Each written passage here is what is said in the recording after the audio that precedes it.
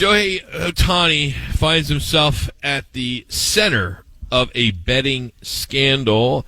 It's been going crazy. All three network news shows the last couple nights have carried reports on the allegations that his interpreter had massive theft of his funds on some related gambling debts.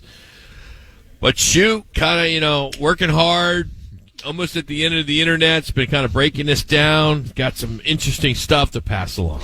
Well, guys, there are things about the story that don't make sense to me, and I want to run them by you to see if you also have the same reactions from what we've learned so far, because I feel like the answer to these questions will tell us what Major League Baseball is ultimately going to do here.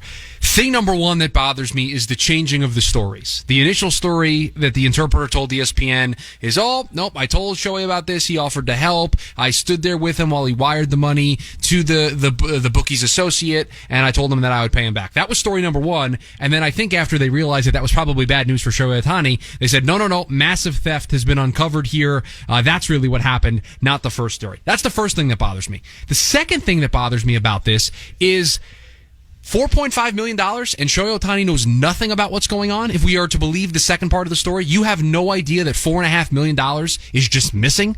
I know you make a lot of money, but you are that removed from your day-to-day financial operations that you allowed somebody that close to you to siphon away $4.5 million.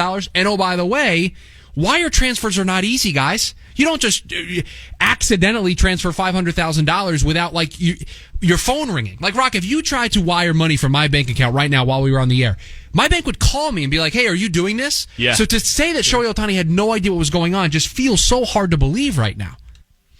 I think you're right. You're spot on. The contradictions abound, and that's when Ohtani's people said, we're just going to turn it over for an investigation. Versus, I think they should have said, look, his story is he's aware of it. He's part of this.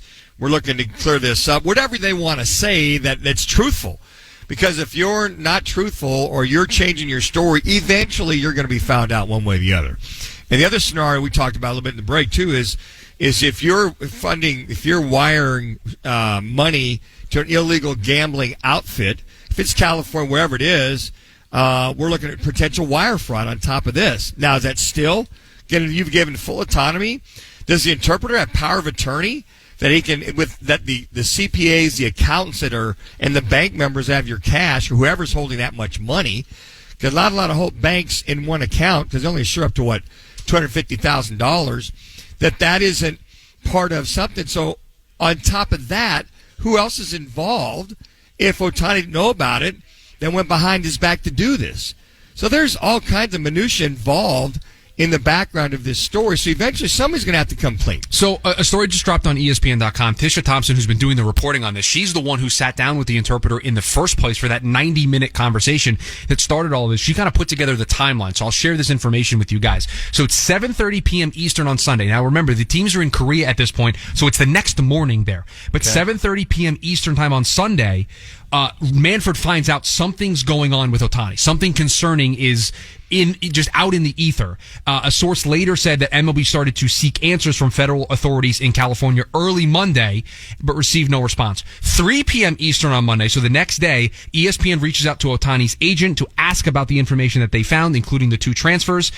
They didn't get a response. 5:30 p.m. Eastern, so 2.5 hours later, a crisis communication spokesman for Ohtani, who had just been hired, responds to ESPN, and over the next several hours, he and an ESPN reporter will talk at various times as the spokesman says he is getting up to speed on the information in the Ohtani camp. Then at 8:30 p.m. Eastern, so 3 hours after that, the spokesman for the first time says Ohtani paid the debts on behalf of the translator. He says the agent went to the interpreter, who finally came clean to him and said that was the truth, and that Ohtani told the agent that he had covered the debts in $500,000 increments. It's not clear if the spokesman is saying Ohtani communicated with the agent through the interpreter. So now there's more details of this was not the interpreter who said this to ESPN. The spokesman that Ohtani's team hired came out and said that these are where the debts were from. Like, the more this goes on, the more we learn of how the initial story is probably the closest thing to the truth. That Ohtani tried to do something for his friend, and he didn't realize that it was a bad thing to do.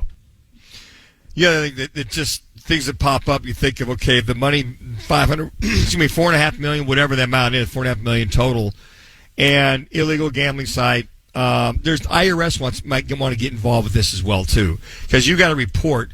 There's a lot of you got to report. That's got to be known from your banking or the institution that's sending this. They've got to file that, and then if this illegal gambling site is receiving this much money, then the feds get involved and go, okay, wait a second, you're illegal.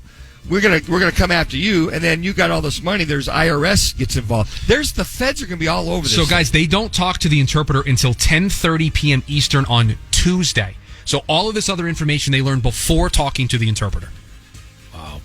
Hey, if you haven't tried Bad Birdie, the juicy golden ale from Four Peaks, you got to check it out. It's available on special at all 5 Twin Peaks locations.